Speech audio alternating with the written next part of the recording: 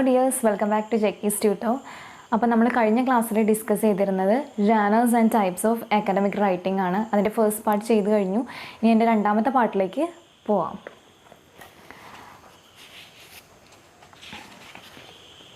ഇനി അടുത്ത ഭാഗത്ത് വരുന്നത് അപ്രോച്ചസ് ടു അക്കാഡമിക് റൈറ്റിംഗ് ആണ്.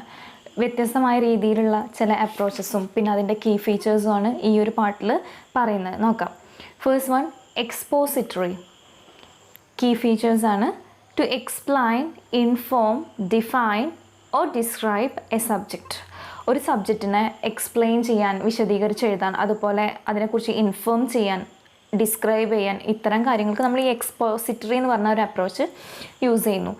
Focuses on facts and figures rather than opinion and arguments. ഈ ഒരു കാര്യത്തിൻ്റെ പ്രത്യേകത എന്താണെന്ന് വെച്ചാൽ ഇത് കൂടുതൽ ഫോക്കസ് ചെയ്യുന്ന അല്ലെങ്കിൽ ഇത് കൂടുതൽ സ്ട്രെസ് ചെയ്യുന്നത് ഫാക്ട്സിനെ അതുപോലെ ഫിഗേഴ്സിനെയും. ഒപ്പീനിയൻസിനും ആർഗ്യുമെൻറ്റ്സിനും അത് അത്ര ഇമ്പോർട്ടൻസ് കൊടുക്കുന്നില്ല.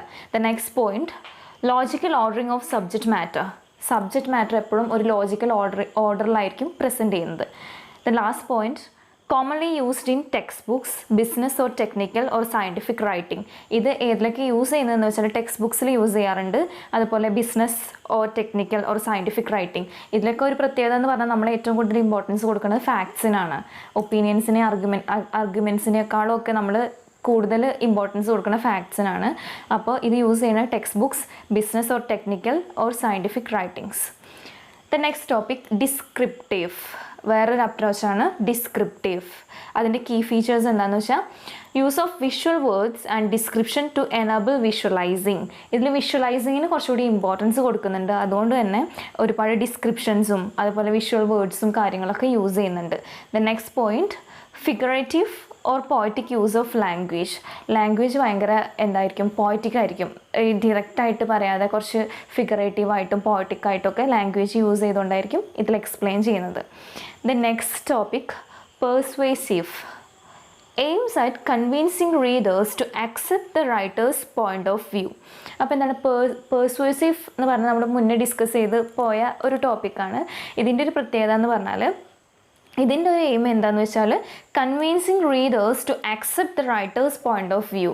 അതായത് ഇതിപ്പോൾ ഈ ഒരു മെത്തേഡിൽ, ഈ ഒരു അപ്രോച്ചിൽ നമ്മൾ എഴുതി കഴിഞ്ഞാൽ അത് എഴുതുന്ന ആളുടെ വ്യൂ എന്താണോ അത് വായനക്കാരനെ അക്സെപ്റ്റ് ചെയ്യിക്കാൻ പാകത്തിനായിരിക്കണം. ആ ഒരു രീതിയിൽ വരണം. The next point, presentation of facts, arguments and findings in a logical manner. ഇതിൽ ഫാക്ട്സും അതുപോലെ ആർഗ്യുമെൻറ്റ്സും എല്ലാ കാര്യങ്ങളും ഒരു ലോജിക്കൽ മാനറിലായിരിക്കും അറേഞ്ച് ചെയ്തിരിക്കുക. The next point, ample use of evidence to substantiate arguments or facts. Arguments use ചെയ്താലും ഫാക്ട്സ് പറയുകയാണെങ്കിൽ എന്താണെന്നുണ്ടെങ്കിലും അതിന് പാകത്തെ എവിഡൻസും കാര്യങ്ങളും ഇതിൽ provide ചെയ്തിട്ടുണ്ടായിരിക്കും. The next topic, analytical. May contain elements of exposition, persuasion and description. ഇത്തരം ഇപ്പോൾ എക്സ്പോസിഷൻ്റെ ആണെങ്കിലും പെർസ്വേസീവ് ഒക്കെ നമ്മൾ കണ്ടു. അതിൻ്റെ ആണെങ്കിലും ഡിസ്ക്രിപ്ഷൻ്റെ ആണെങ്കിലും ഇതൊക്കെ കൂടി ചേർന്നാൽ അല്ലെങ്കിൽ ഇതിൻ്റെ എലമെൻറ്റ്സ് ഒക്കെ ഈ അനാലിറ്റിക്കലിൽ കാണാം. Focuses on organizing facts or information into categories, group, parts, types or relationship. ഇതിലെപ്പോഴും ഇത് ഫോക്കസ് ചെയ്യുന്ന കാര്യമായിട്ട് ഫോക്കസ് ചെയ്യുന്നത് ഓർഗനൈസിങ് ഫാക്ട്സ് അതുപോലെ information in to categories, groups, parts, types or relationship. ഈ ഒരു രീതിയിലൊക്കെ ഈ ഫാക്ട്സ് ആണെങ്കിലും ഇൻഫർമേഷൻ ആണെങ്കിലും കാറ്റഗറീസ് ആയിട്ട് പ്രസൻറ്റ് ചെയ്യുക, ഗ്രൂപ്പ്സ് ആയിട്ട്, പാർട്സ് ആയിട്ട് അല്ലെങ്കിൽ ടൈപ്സ് ഓർ റിലേഷൻഷിപ്പോ ആ രീതിയിലൊക്കെയാണ് ഈ ഒരു അനലിറ്റിക്കലിൽ എപ്പോഴും കാര്യങ്ങൾ പ്രസൻറ്റ് ചെയ്യുന്നത്. The next point, examines relationship of ideas or parts of something. എപ്പോഴും രണ്ട് കാര്യങ്ങൾ തമ്മിലുള്ള റിലേഷൻഷിപ്സിനെയൊക്കെ അനലൈസ് ചെയ്യാൻ പ്രത്യേകം ശ്രദ്ധിക്കും. The next point, provides possible situations and alternative responses and compares and contrast. എന്താണെങ്കിലും ഡീറ്റെയിൽഡ് ആയിട്ട് അനലൈസ് ചെയ്തതിൽ പോവും. ഇപ്പം പോസിബിൾ ആയിട്ടുള്ള സിറ്റുവേഷൻസ് അതിനെക്കുറിച്ച് പറയും, അതുപോലെ കമ്പയർ ചെയ്യും, കോൺട്രാസ്റ്റ് ചെയ്യും. എന്ത് കാര്യമാണെങ്കിലും ഇപ്പോൾ റിലേഷൻഷിപ്പിനെ കുറിച്ച് പറയുന്നു പറഞ്ഞില്ല, അതുപോലെ തന്നെ കമ്പയർ ചെയ്യും, കോൺട്രാസ്റ്റ് ചെയ്യും. അങ്ങനെ കാര്യങ്ങൾ ഡീറ്റെയിൽഡ് ആയിട്ട് അനലൈസ് ചെയ്ത് പോകും. The next topic, critical or evaluative. To evaluate the merits or to point out inadequacies of an existing work and provide alternatives. Example, critique of an article or review of literature. ഇപ്പം ചില കാര്യങ്ങൾ ഒരു critical or evaluative എന്ന് പറയുമ്പോൾ എന്താണ്, ഇപ്പോൾ ചില കാര്യങ്ങൾ നമുക്ക് കാണാമല്ലോ, ഒരു മൂവി ആണെങ്കിലും അല്ലെങ്കിൽ എന്ത് കാര്യമാണെങ്കിലും അതിനെ ഒന്ന് ചില കാര്യങ്ങൾ മെറിറ്റ്സും ഡീമെറിറ്റ്സും ഒക്കെ നമ്മൾ എടുത്ത് കാണിക്കാറുണ്ട്. ചിലപ്പോൾ എന്തെങ്കിലും ഒരു ഇനാഡ്യൂക്കേസീസ് എന്ന് പറഞ്ഞാൽ lack of the quality required അങ്ങനെയൊക്കെ പറയും. അപ്പോൾ അങ്ങനത്തെ കാര്യങ്ങൾ ഇനാഡ്യൂക്കേസീസ് ഒക്കെ പറയുമ്പോൾ അതിനൊരു ഓൾട്ടർനേറ്റീവ് സജസ്റ്റ് ചെയ്യുക, അങ്ങനത്തെ കാര്യങ്ങളൊക്കെ ഇതിലൂടെ കാണാൻ പറ്റും. The next point, brings out the strengths and weakness of an existing work. ഒരു വർക്കിൻ്റെ മെറിറ്റും ഡീമെറിറ്റും അതുപോലെ ഒരു സ്ട്രെങ്ത്തും അതിൻ്റെ വീക്ക്നെസ്സും ഒക്കെ ഇതിലെടുത്ത് പറയാറുണ്ട്. The next point, contains elements of persuasive writing. Persuasive റൈറ്റിങ്ങിൻ്റെ എലമെൻറ്റ്സ് ഇതിൽ കാണാൻ പറ്റും. എന്താ പെർസ്യൂസീവ് റൈറ്റിംഗ് എന്താണ്? ഒരു വായനക്കാരനെ നമുക്ക് നമ്മുടെ പോയിന്റ് ഓഫ് വ്യൂയിലേക്ക് കൊണ്ടുവരാൻ സാധിക്കും ഈ റൈറ്റിങ്ങിലൂടെ. പെർസ്യൂസീവ് ആണ്, അപ്പോൾ അതിൻ്റെ എലിമെൻസും കൂടി ഈ ഒരു കാര്യത്തിൽ ഉണ്ടാവാറുണ്ട്. Then presents more than one point of view including the writer's view. ഒരൊറ്റ പോയിന്റ് ഓഫ് വ്യൂ അല്ല, ഈ എഴുത്തുകാരൻ്റെ പോയിന്റ് ഓഫ് വ്യൂവും അതിൻ്റെ കൂടെ ഒന്നിൽ കൂടുതൽ പോയിന്റ് ഓഫ് വ്യൂവും കൂടെ ഇതിൽ പ്രസൻറ്റ് ചെയ്യാറുണ്ട്. The next topic, narrative or reflective. Presents a story, personal experience, ideas through narration. എന്താണ് ഈ ഒരു നറേറ്റീവ് എന്ന് പറയുമ്പോൾ ആ പേരിൽ തന്നെ നമുക്ക് മനസ്സിലാക്കാൻ പറ്റും. എന്തോ ഒരു സ്റ്റോറി ആയിരിക്കാം, അല്ലെങ്കിൽ ഒരു പേഴ്സണൽ എക്സ്പീരിയൻസ് ആയിരിക്കാം, അല്ലെങ്കിൽ എന്തായിരിക്കാം ഐഡിയാസ് ത്രൂ നറേഷൻ. ഒരു നറേഷനിലൂടെ ഒരു ഐഡിയ, ഒരു പേഴ്സണൽ എക്സ്പീരിയൻസ്, സ്റ്റോറി ഒക്കെ ഈ ഒരു അപ്രോച്ചിലൂടെയാണ് നമ്മൾ ചെയ്യാറ്. Uses reflection to document experience. Document എക്സ്പീരിയൻസിൻ്റെ ഒരു റിഫ്ലക്ഷൻ ഇതിലൂടെ കാണിക്കാറുണ്ട്. Often gives life experience of the writer as a model for learning or realization. ഒരു റിയലൈസേഷന് വേണ്ടിയിട്ട്, ഒരു എന്താ പറയുക, മോഡൽ ഫോർ ലേണിങ്ങിന് വേണ്ടിയിട്ട് ഈ ഒരു റൈറ്ററിൻ്റെ എക്സ്പീരിയൻസ് കൂടെ കൊടുക്കാറുണ്ട്. അത്തരത്തിലുള്ള കാര്യങ്ങളൊക്കെ ഈ നറേഷനിൽ കാണാം. അടുത്ത point, can be written in first person and engages the reader by the use of first person. നമുക്കൊരു ഫസ്റ്റ് പേഴ്സൺ നറേറ്റീവിൽ എഴുതാൻ സാധിക്കും, അതുപോലെ ആ ഒരു എക്സ്പീരിയൻസ് റീഡേഴ്സിനും നൽകാൻ സാധിക്കും. Last point, conclusion with a personal view. ഇത് കൺക്ലൂഡ് ചെയ്യുമ്പോൾ എപ്പോഴും അതിലൊരു പേഴ്സണൽ വ്യൂ ഉണ്ടായിരിക്കും. നമ്മൾ ഇത്രയും പറഞ്ഞിട്ടുള്ള കാര്യങ്ങൾ, നമ്മൾ പറഞ്ഞിട്ടും എഴുതിയിട്ടുള്ള കാര്യങ്ങൾ, അതിൽ നിന്ന് നമ്മുടെ ഒരു പേഴ്സണൽ വ്യൂ ഇതിൽ ഉറപ്പായിട്ടും മെൻഷൻ ചെയ്തിരിക്കണം. The next topic, rhetorical modes in writing. ഈ ഒരു അപ്രോച്ചസ് നമ്മൾ പറഞ്ഞു, അതിൻ്റെ കൂടെ അതിൽ ചില റിറ്റോറിക്കൽ മോഡ്സ് ഉണ്ട്. Strategies for taking the essay forward. നമ്മുടെ ഈ എസ്സേ മുന്നോട്ട് കൊണ്ടുപോകാനുള്ള ചില സ്ട്രാറ്റജീസ്, അതിനെക്കുറിച്ചാണ് അടുത്ത ടേബിളിൽ പറയുന്നത്. നോക്കാം. റിറ്റോറിക്കൽ മോഡ്സും പിന്നെ അതിൻ്റെ കീ ഫീച്ചേഴ്സുമാണ് പറയുന്നത്. First one, narration, recounting events, giving account of events.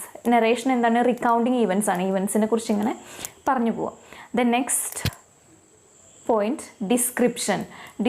Description എന്ന് വെച്ചാൽ to describe or portray people, thing, places. അതായത് ആളുകൾ, അതുപോലെ വസ്തുക്കൾ, സ്ഥലങ്ങൾ, അതിനെക്കുറിച്ചൊക്കെ ഒന്ന് ഡിസ്ക്രൈബ് ചെയ്യാം. അടുത്ത point, illustration or exemplification. Exemplification എന്ന് വെച്ചാൽ adding examples to explain something. അതായത് ഇപ്പോൾ നമ്മൾ ഡിസ്ക്രിപ്റ്റീവായിട്ട് ഒരുപാട് വലിച്ചു വാരി എഴുതിപ്പോയാൽ വായനക്കാർക്ക് അതൊരിക്കലും പെട്ടെന്ന് ക്ലിയർ ആവണമെന്നില്ല. നേരെ മറിച്ച് നമ്മളൊരു കാര്യം പറഞ്ഞ് അതിനൊരു എന്തെങ്കിലും ഒരു ഇലുസ്ട്രേഷൻ അല്ലെങ്കിൽ എന്തെങ്കിലും ഒരു എക്സാമ്പിൾ കൊടുത്തു കഴിഞ്ഞാൽ പെട്ടെന്ന് കാര്യങ്ങൾ മനസ്സിലാക്കാൻ സാധിക്കും. അപ്പോൾ ആ രീതിയിലുള്ള ഒരു writing. Next point, division and classification. To explain categories and parts. ഒരു കാറ്റഗറീസും പാർട്സും ഒക്കെ എക്സ്പ്ലെയിൻ ചെയ്യുമ്പോൾ നമ്മൾ യൂസ് ചെയ്യുന്ന ഒരു കാര്യമാണ് ഈ division or classification. Process analysis. Process അനാലിസിസിൽ എന്താ വരിക നോക്കാം. അതിൻ്റെ കീ ഫങ്ഷൻസ് നോക്കാം. To explain how something works and to show how something can be done.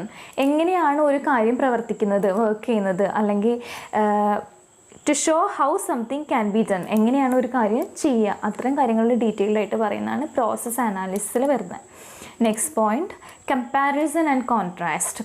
വളരെ കോമൺ ആയിട്ട് കാണുന്ന ഒരു രീതിയാണ് ഈ കമ്പാരിസൺ ആൻഡ് കോൺട്രാസ്റ്റ്. ഒരു കാര്യം എഴുതുമ്പോൾ, എസ്സേ എഴുതുമ്പോൾ യൂഷ്വലി നമ്മൾ കാണുന്ന ഒരു കാര്യമാണിത്. To show similarities and differences. അത് വളരെ കോമൺ ആയിട്ട് യൂസ് ചെയ്യുന്ന ഒരു മെത്തേഡാണ്. എന്താണ്? സാമ്യതകളും അതിൻ്റെ വ്യത്യാസങ്ങളും എടുത്ത് പറഞ്ഞ് ആ രീതിയിൽ എസ്സേ എഴുതി പോവാം. Next point, cause and effect. To explain using reasons and results. എന്താണ്? കാര്യകാരണ സഹിതം എഴുതാന്നൊക്കെ പറയില്ലേ, നമ്മളതിൻ്റെ റീസൺസും അതുപോലെ റിസൾട്ടും, കാരണവും റിസൾട്ടും ഒക്കെ കാണിച്ച് ഡീറ്റെയിൽഡായിട്ട് വ്യക്തമായിട്ട് പറഞ്ഞു പോവാം. Next point, definition. To explain what you mean by something. നിങ്ങൾ എന്തെങ്കിലും ഒരു കാര്യം പറഞ്ഞിട്ടുണ്ടെങ്കിൽ അതിനെ ഡിഫൈൻ ചെയ്ത് പറയുക, എക്സ്പ്ലെയിൻ ചെയ്യുക, എന്താണ് പറഞ്ഞതെന്നുള്ളത് ഡെഫിനിഷനായിട്ട് ഡിഫൈൻ ചെയ്ത് പറയാം. Last point, argumentation and persuasion. To make claims and substantiate them convincingly.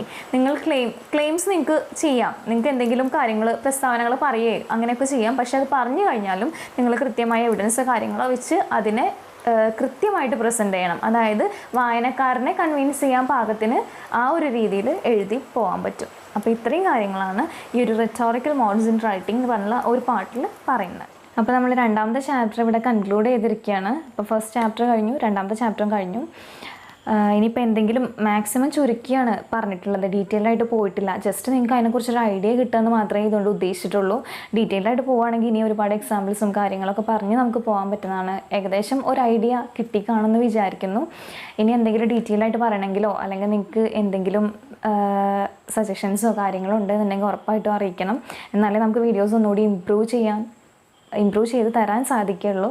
കാരണം നിങ്ങളെ ആവശ്യം എങ്ങനെയാണെന്ന് ഞങ്ങൾക്ക് അറിയില്ലല്ലോ.